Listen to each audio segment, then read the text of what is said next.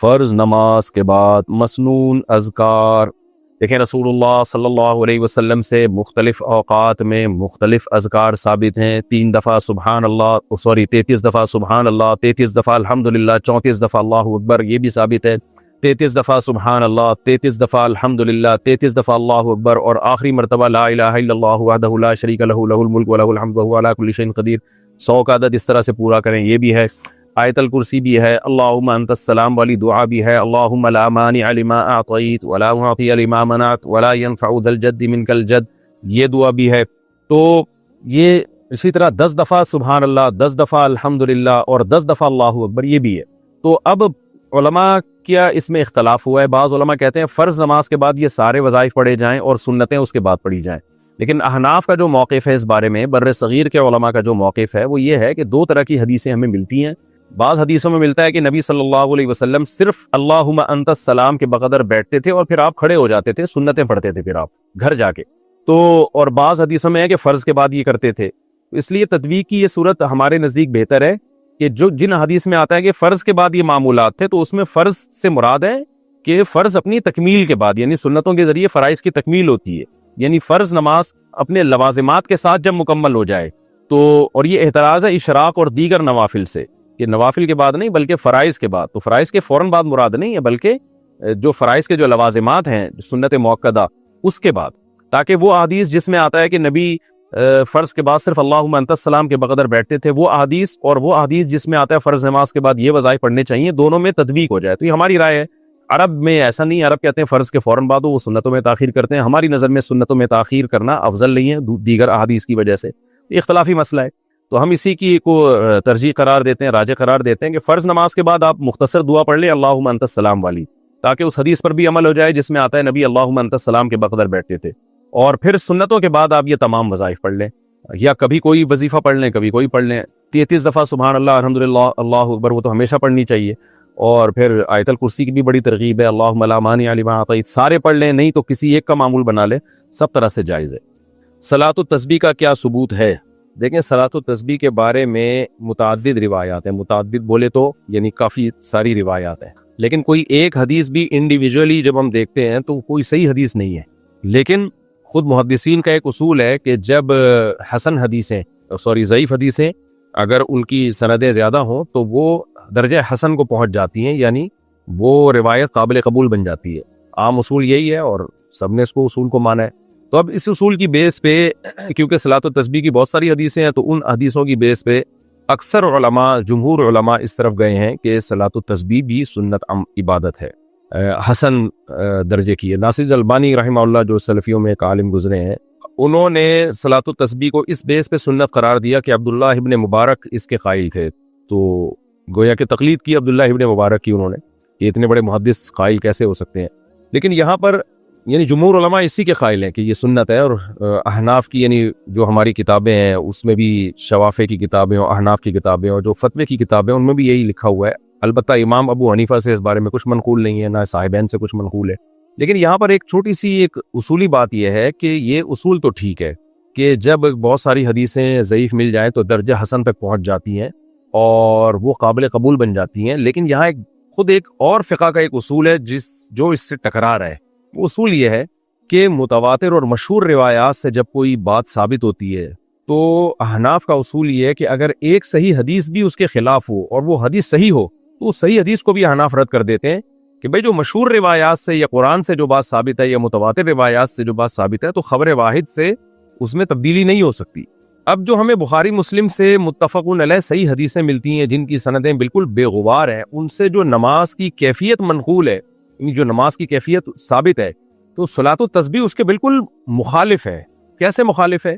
کہ اگر آپ تلاوت کے بعد یعنی قیام میں جب آپ سورہ فاتحہ پڑھتے ہیں، تلاوت کرتے ہیں، اس تلاوت کے بعد رکوع میں آپ اگر تاخیر کرتے ہیں تو صحیح احادیث سے تو ہمیں یہی پتہ چلتا ہے کہ یہ تاخیر جائز نہیں ہے. نبی نے ہمیشہ تلاوت کے بعد رکوع کیا ہے. اسی بیس پہ علماء اس کے قائل ہیں کہ کسی نے جان بوجھ کر تاخیر کر دی یا بھولے سے بھی تاخیر کر دی تو سجدہ سہو واجب ہوگا اس پر، بلکہ جان پہ تاخیر کی تو نماز واجب الادا ہو جائے گی. بھولے سے تاخیر کی، اٹک گیا، اس کا ارادہ نہیں تھا، تو وہ اس پہ سجدہ سہو واجب ہو جائے گا اگر تلاوت کے بعد اس نے رکوع میں تاخیر کی. تحیات کے بعد اسی طرح اور بھی ہیں، یعنی سورہ فاتحہ کے بعد تلاوت میں تاخیر جائز نہیں ہے. تو صلاۃ التسبیح میں ہوتا یہ ہے کہ تلاوت کے بعد بھی آپ تسبیحات پڑھنا شروع کر دیتے ہیں، رکوع میں تاخیر ہو رہی ہے. تو یہ جو کیفیت ہے یہ ان متواتر حدیثیں اور جو کثرت سے صحیح حدیثیں ہیں ان حدیثوں سے جو اصول ثابت ہوتا ہے اس کے بہرحال یہ خلاف ہے. اس لیے بعض علماء صلاۃ التسبیح کے قائل نہیں بھی ہیں. تو ہمارے شیخ حضرت مفتی رشید احمد صاحب رحمہ اللہ تعالیٰ کی بھی یہی رائے تھی کہ صلاۃ التسبیح پر ان کو اطمینان نہیں تھا. وہ یہ کہتے تھے کہ بھئی یہ تو مشہور روایات کے بالکل اگینسٹ ہے. اور علامہ ابن تیمیہ رحمہ اللہ تعالیٰ بھی اسی کے قائل ہیں. ان کے الفاظ یہ ہیں لم یثبت مثلہ بمثلہ، کہ اس جیسی نماز جو عام نمازوں کے بالکل خلاف ہے اس کی کیفیت، وہ اس جیسی کمزور روایات سے اس کا ثبوت نہیں ہو سکتا. بہرحال اختلافی مسئلہ ہے. جمہور کی رائے یہی ہے کہ صلاۃ التسبیح سنت ہے. بعض محققین اس کے قائل ہیں کہ سنت نہیں ہے. تو مجھے تو جو میرا چھوٹا منہ بڑی بات، میں کوئی محقق یا صاحب ترجیح میں سے نہیں ہوں، لیکن حقیقت یہ ہے کہ پورے طور پر اطمینان نہیں ہوتا. لیکن بہرحال میں عوام کو وہی رائے بتاتا ہوں جو جمہور کی رائے ہے. اور جب اتنا بڑا اختلاف ہو اور جمہور ایک طرف ہو تو اس عمل کو بہرحال بدعت نہیں کہا جا سکتا. تو اس لیے عوام کو میں عوام پہ چھوڑ دیتا ہوں. آپ کو جن علماء کی رائے پر زیادہ اعتماد ہو اس پر عمل کریں.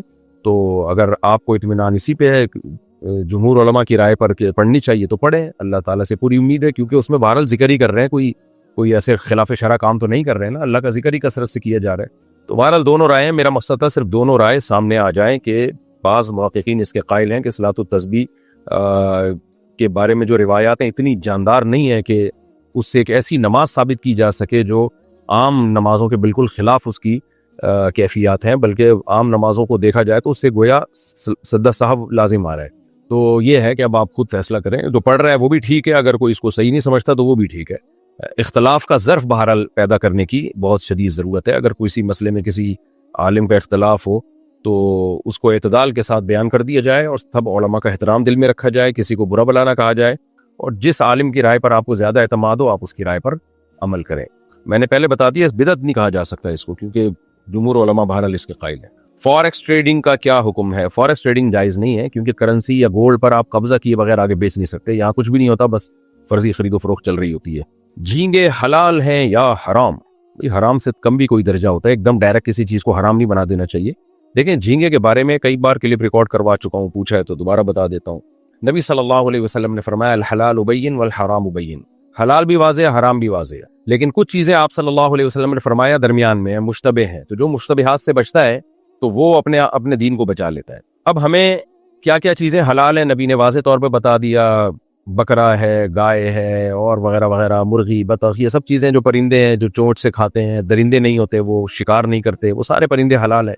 سمندر میں مچھلی حلال ہے، صحابہ نے کھائی، قرآن میں اس کا تذکرہ ہے. اب سمندر میں مچھلی کے علاوہ جو مخلوق ہے اس کے بارے میں نصوص خاموش ہیں، یعنی قرآن و سنت خاموش ہے. لہذا جب خاموش ہے تو اجتہاد کیا گیا. تو بعض علماء اس کے قائل ہو گئے، بعض مجتہدین اس کے قائل ہو گئے کہ بھئی ہمیں سمندر میں کسی چیز کے حرام ہونے کی دلیل نہیں ملتی، اور قرآن میں یہ اجازت دی گئی ہے کہ سمندر کا شکار تمہارے لیے حلال ہے. احل لکم صید البحر وطعامہ متاعا لکم وللسیارہ، کہ تمہارے لیے سمندر کا شکار حلال ہے. اگرچہ اس میں اسپیسیفک مچھلی کے علاوہ یا جھینگے کا تذکرہ نہیں کیا، لیکن وہ کہتے ہیں بھئی اللہ نے جب مطلق رکھا ہے تو ہم حلال سمجھتے ہیں. لیکن بعض فقہاء اس طرف گئے ہیں کہ نہیں یہ حلال نہیں ہے، ان کے پاس بھی دلائل ہیں. تو امام ابو حنیفہ، امام ابو یوسف، امام محمد وہ اسی طرف گئے ہیں. وجہ اس کی ہے، وہ کہتے ہیں جو آپ قرآن کی جس آیت سے آپ استدلال کرتے ہیں جس میں آتا ہے کہ تمہارے لیے سمندر کا شکار حلال ہے اور اس کا کھانا بھی، اس کا سیاق و سباق دیکھا جائے تو یہ اصل میں احرام کی پابندیوں میں کیا کرنا ہے کیا نہیں کرنا اس کا تذکرہ ہے. تو بتایا جا رہا ہے کہ احرام کی پابندیوں میں تم نے خشکی کا شکار نہیں کرنا، سمندر کا کر سکتے ہو. تو اس میں یہ نہیں ہے کہ سمندر میں کیا کیا حلال کیا کیا حرام، یہ اس آیت کا موضوع ہی نہیں ہے. اس کا مطلب تو یہ ہے کہ جو شکار تم پہ جانور کا حرام ہوتا ہے احرام کی حالت میں تو وہ لاگو ہوتا ہے خشکی کے جانوروں پر. سمندر پہ شکار تم کر سکتے ہو. اور وہ دلیل دوسری دیتے ہیں، نبی صلی اللہ علیہ وسلم کی حدیث ہے احلت لنا میتتان السمک والجراد، قرآن نے ہر طرح کے مردار کو حرام قرار دیا ہے. حرمت علیکم المیتۃ، تم پر مردار حرام ہے. تو اور یحرم علیہم الخبائث، قرآن کہتے ہیں ناپاک اور خبیث چیزیں تم پر حرام ہے. تو اب مردار میں جب سب حرام ہو گیا تو مچھلی کے علاوہ سب چیزیں، کیونکہ اس سمندر کے جانوروں کو ذبح نہیں کیا جاتا تو سبھی حرام ہو گئے. تو اس سے مستثنا حدیث میں دو چیزوں کو کیا گیا ہے. آپ صلی اللہ علیہ وسلم کی صحیح حدیث فرمایا احلت لنا میتتان السمک والجراد، دو مردار ایسے ہیں جو ہمارے لیے حلال کیے گئے، ایک ٹڈی جو کھیتوں کو نہیں چٹ کر جاتی ٹڈی، اور ایک مچھلی. تو اس لیے امام ابو حنیفہ کا موقف اس میں بہت مضبوط ہے. وہ کہتے ہیں بھائی کہ اللہ تعالیٰ نے، نبی نے ہمیں دو چیزوں کو مستثنیٰ کیا، خارج کیا ہے، ورنہ ہر طرح کے مردار کو حرام قرار دیا گیا ہے. اس میں صرف دو چیزوں کو خارج کیا ہے، مچھلی اور ٹڈی. تو دو ہی چیزیں خارج ہوں گی، ان کے علاوہ سب چیزیں اپنے عموم پر ہوں گی اور ناجائز ہی ہوں گی. اور دوسری بات یہ کہ اگر ہم یہ قول لے لیتے ہیں کہ سمندر میں مچھلی کے علاوہ سب چیزیں حلال ہیں، یعنی پانی کے تمام جانور حلال ہیں، تو ایسی ایسی گند نکلتا ہے سمندر سے اور دریاؤں سے کہ چائنا والے بھی شاید نہ کھاتے ہیں اس کو، وہ انگریز تو کھاتے ہی نہیں ہیں. تو وہ جو آیت ہے ناپاک اور خبیث چیزیں تم پر حرام ہوں گی، تو وہ پھر وہ اس کا مطلب کیا رہ جاتا ہے؟ پھر مثال کے طور پر سمندر میں یعنی پانی میں، دریا میں تو کچھوا بھی ہوتا ہے، یعنی کچھوے بھی ہوتے ہیں، دریائی کچھوے، اور مگرمچھ بھی ہوتے ہیں.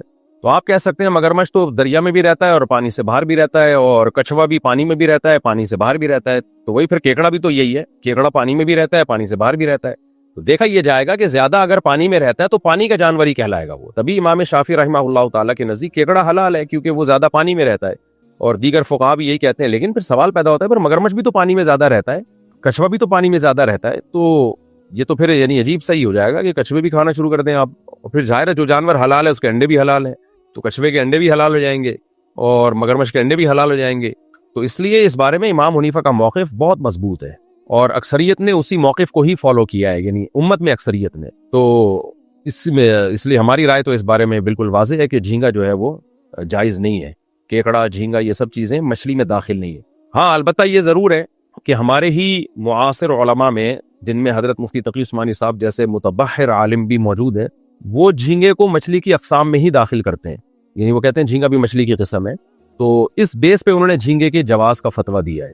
تو اب چونکہ جھینگا بذات خود ایک اختلافی مسئلہ بن چکا ہے، تو کیکڑا نہ کھائیں کسی قیمت پہ بھی، الا یہ کہ کوئی شافعی فقہ کو فالو کر رہا ہے تو وہ برحق امام ہے، لیکن پھر پورا شافعی فقہ کو فالو کرے. یہ نہ کرے کہ کیکڑا کھانے کے لیے شافعی بن جاتا ہے اور بغیر ولی کے نکاح کرنے کے لیے لڑکی کو بھگا کے، یعنی بغیر اس کے باپ کی اجازت سے کہ بغیر نکاح کرنے کے لیے وہ حنفی بن جاتا ہے. یہ پھر دین کے ساتھ مذاق ہے. تو یا تو پراپر پورے شافعی فقہ کو فالو کریں آپ. تو تلاعب فی الدین جو ہے نا کہ یہ کھانا ہے تو وہ فقہ میں چلا گیا، یہ کھانا ہے تو وہ فقہ میں چلا گیا. تو اگر آپ ایک فقہ کو فالو کرتے ہیں تو پھر پراپر وے میں اس کو فالو کریں. تو فقہ حنفی میں یہ جائز نہیں ہے، اور اس کے دلائل بہت مضبوط ہیں. تو اس لیے میں تو نہ جھینگا کھاتا ہوں، نہ کیکڑا کھاتا ہوں، اور نہ کوئی اور سمندر کی مچھلی شوق سے کھاتا ہوں الحمدللہ. لیکن بہرحال جھینگے میں چونکہ اختلاف آ گیا ہے، تو اس اختلاف کی بیس پہ اگر کوئی کھا رہا ہو تو اس کو منع بھی نہیں کرتے. اور بعض دفعہ یہ بھی ہوتا ہے کہ کسی چیز میں بہت زیادہ ابتلا ہو جائے اور وہ مسئلہ اختلافی ہو، تو پھر بھی شریعت میں اس میں گنجائش ہوتی ہے. اب بنگلہ دیش میں تو جھینگا بہت کھایا جاتا ہے، حالانکہ وہ سارے حنفی ہیں، A to Z سب پکے حنفی ہیں. تو خود فقہ حنفی میں یہی ہے کہ اگر کسی چیز میں ابتلا بہت زیادہ ہو گیا اور وہ بالاتفاق حرام نہیں ہے، تو اس میں بھی گنجائش نکل آتی ہے. تو کیونکہ وہ اب وہاں تو چھڑوانا ممکن ہی نہیں ہے، تو چونکہ اختلافی مسئلہ ہے تو اس اختلاف کا بہرحال فائدہ امت کو پہنچایا جائے گا. وہ فائدہ یہی ہے کہ فتویٰ تو یہی دیا جائے گا کہ جائز نہیں ہے، لیکن ایسے حرام نہیں ہے جیسے کتے بلی حرام ہوتے ہیں یا چھپکلیاں حرام ہوتی ہیں، ایسے حرام نہیں ہے. تو اجتناب کریں، تقوی کا تقاضا یہی ہے. لیکن اگر کہیں بہت زیادہ رواج ہے یا وہ رواج چھڑوانا بہت مشکل ہے، تو پھر اس میں گنجائش کا پہلو بھی دیا جا سکتا ہے امام شافعی رحمہ اللہ تعالیٰ کی رائے کے مطابق. اور خود میں نے بتایا جھینگے میں تو اس لیے بھی کہ ہمارے ہی علماء کے درمیان یہ مسئلہ اختلافی ہو گیا ہے. تو حضرت مفتی تقی عثمانی صاحب کی جو کتاب میں نے پڑھی ہے اس بارے میں، ان کی رائے میں یہ مچھلی نہیں ہے. اگرچہ ہمارے شیخ حضرت مفتی رشید احمد صاحب، مولانا یوسف جہانوی شہید رحمۃ اللہ علیہ، سب علماء اسی کے قائل ہے کہ یہ مچھلی نہیں ہے. مفتی تقی صاحب اس کے قائل ہے کہ یہ مچھلی ہے، لیکن جو ڈاکٹروں سے ہماری بات ہوئی ہے اور مشاہدہ اگر دیکھا جائے جھینگے کو، تو مچھلی کی کوئی مشابہت آتی نہیں ہے. تو اس لیے ہماری رائے میں تو یہی ہے کہ یہ مچھلی نہیں ہے، لہذا جائز نہیں ہے. مگر میں نے بتایا کہ اچھا خاصا اختلاف ہے، تو اس اختلاف کی بیس پہ ضرورت کے وقت فائدہ اٹھایا جا سکتا ہے. ضرورت کیا ہے کہ آپ جہاز میں جا رہے ہو، کھانے کو کچھ بھی نہیں ہے، تو کتے بلے کھانے سے بہتر ہے بھائی جھینگا کھا لو. وہ مکروہ، اس لیے علماء اس کے لیے ہلکا لفظ استعمال کرتے ہیں، حرام کے بجائے مکروہ تحریمی کا لفظ یا مکروہ کا لفظ استعمال کرتے ہیں. تو بات بہت لمبی ہو گئی ہے، لوگ پھر کنفیوز ہوتے ہیں جواب سے کہ کیا کریں. تو جواب یہی کہ جھینگا مت کھائیں، یہ کریں آپ. اور کوئی کھا رہا ہو تو اس پہ فتوے بھی نہ لگائیں، آرام سے ایک دفعہ منع کر دیں بھائی نہیں کھائیے. وہ پوچھ لے، اگر پوچھے نہیں تو کچھ چھیڑے نہیں اس کو. وہ آپ سے پوچھے کہ جائز ہے یا نہیں ہے تو آپ بتا دیں ہماری رائے میں ٹھیک نہیں ہے، بس اس سے آگے نہ بڑھے. نوالا اس کے منہ سے نہ نکالے. ہاں کتا نہ کھانے دیں کسی کو اپنے سامنے بٹھا کے. کیا خلا کے 15 سال بعد بغیر حلالے کے اپنے سابق شوہر سے دوبارہ نکاح کرنا درست ہے؟ دیکھیں 3 طلاقوں کے بعد شریعت نے حکم دیا ہے کہ عورت اپنے پرانے شوہر کے پاس نہیں جا سکتی جب تک کہ شرعی حلالہ نہ کر لے. شرعی حلالہ کیا ہوتا ہے کہ بغیر ایگریمنٹ کے کسی مرد سے نکاح ہو وغیرہ وغیرہ، جو پوری تفصیل ہے. اتفاق سے وہ چھوڑ دے یا مر جائے تو عدت کے بعد جہاں چاہے نکاح کر لے، پہلے سے بھی کر سکتی ہے. اور اگر ایگریمنٹ کر کے کسی مرد سے نکاح کیا تو پھر گناہگار ہوگی. ہاں وہ چھوڑ دے تو حلال پھر بھی ہو جائے گی پہلے شوہر کے لیے, لیکن چونکہ حلالہ کرنے والے پر جو یعنی ایگریمنٹ کر کے جو حلالہ کرتے ہیں وہی مراد ہے. نبی نے ایسے لوگوں پر لعنت فرمائی ہے, تو یہ لعنتی عمل بہرحال ہوگا اگر پہلے سے ایگریمنٹ کیا ہے.